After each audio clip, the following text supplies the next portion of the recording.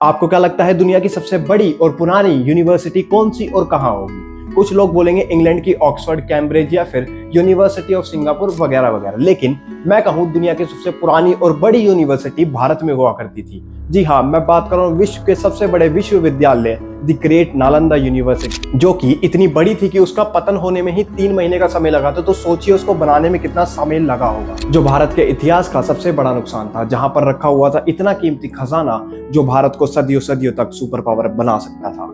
तो चलिए आज के इस वीडियो में जानते हैं इतिहास की सबसे बड़ी और पुरानी यूनिवर्सिटी के बारे में।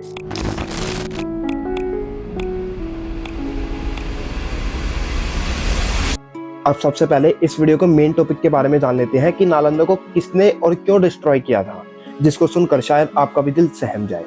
नालंदा विश्वविद्यालय में 10,000 से भी ज्यादा विद्यार्थी पढ़ा करते थे, जिसके अंदर से देश और विदेश दोनों से ही विद्यार्थी शामिल थे, जिनको पढ़ाने के लिए पूरे नालंदा में 1600 से भी अधिक पंडित और आचार्य मौजूद थे। अब समय आता है 1193 का, जब बख्तियार खिलजी भारत आता है, जो कि अफगानिस्तान के खिलजी काबिलियत से था। उस समय पर उसकी तबीयत खराब हो जाती है।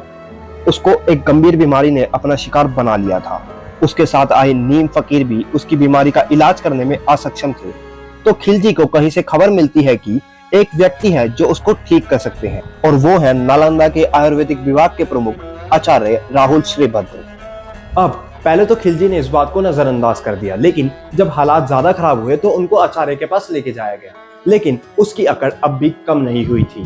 अब इसके बाद खिलजी ने एक शर्त रखी कि वह किसी भी प्रकार की भारतीय पद्धति से बनी हुई दवाई को नहीं खाएगा, क्योंकि ये दवाई काफिरों द्वारा बनाई जाती है। और राहुल श्रीभद्र ने इस शर्त को मान भी लिया। उन्होंने खिलजी को एक कुरान पढ़ने को दी और उन्होंने कहा, आपको इस कुरान की कुछ पद्धतियां प्रतिदिन पढ़नी है और आप ठीक हो जाओगे, ये मेरा दावा है। उसके बाद से कुछ दिनों तक खिलजी कुरान की पद्धतियों को दिन में कई बार पढ़ता और उसकी तबीयत सुधरने लगी। उसके बाद उसने पता लगाने की कोशिश करी कि वह ठीक कैसे हो गया, और उसको पता चला कि राहुल श्रीभद्र ने कुरान के पन्नों पर दवाई लगा दी थी, और जब भी खिलजी उन पन्नों को पलटने के लिए अपने उंगली पर थूक लगाता था तो थूक के साथ वह दवाई अंदर चली जाती थी। ये बात अब खिलजी को सहन नहीं हुई कि उसके नीम हकीम उसको ठीक नहीं कर पाए और एक काफिर की दवाई उसको ठीक कर गई। मेरे हकीम फकीरों से ज्यादा ज्ञान इन आचार्य और पंडितों में है। ये बात उसको बिल्कुल भी ठीक नहीं लगी, और यहीं से शुरू होता है नालंदा की पतन की कहानी। पूरा नालंदा विश्वविद्यालय शांति का प्रतीक महात्मा बुद्ध से प्रेरित था। जगह जगह महात्मा बुद्ध की प्रतिमाएं और स्तूप बने हुए थे। ये बात खिलजी सहन नहीं कर पाया, क्योंकि वह एक मूर्ति भंजक था और मूर्ति पूजकों को मारना वह अपना धर्म समझता था। खिलजी अपनी सेना को लेकर नालंदा में घुस जाता है और सभी दरवाजों को अंदर से बंद कर देता है, और पूरी नालंदा कुछ ही पलों में लहूलुहान हो जाती है।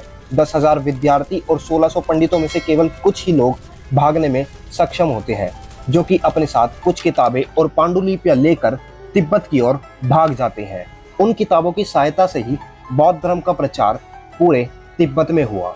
सभी मूर्ति पूजकों को मारने के बाद खिलजी ने पुस्तकालय सहित पूरे नालंदा में आग लगा दी। उस पुस्तकालय में पूरे भारत का भविष्य जला दिया गया। उसको जलने में पूरे 3 महीने से भी ज्यादा का समय लगा, लेकिन उसकी ताप हमें आज भी महसूस होती है। उसके बाद कई सालों तक नालंदा मिट्टी में धूल चाटता खंडरों में विलीन हो गया।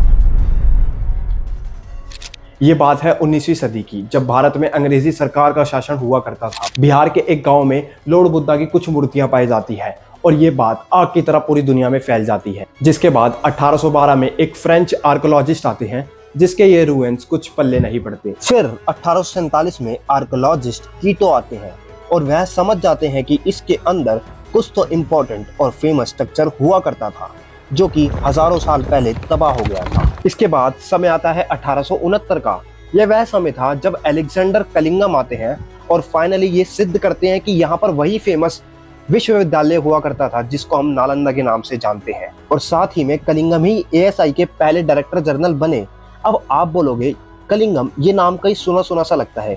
जी हाँ, ये वही कलिंगम है जिसका भ्रम पूरी दुनिया में फेमस है, और आज भी इसके भ्रम की कहानी 12वीं कक्षा में पढ़ाई जाती है। अब हमने जाना कि नालंदा को क्यों तबाह किया, किसने तबाह किया और इसकी दोबारा से खोज किसने की, लेकिन अभी तक हमने ये नहीं जाना कि किस महान व्यक्ति ने इसका निर्माण करवाया था।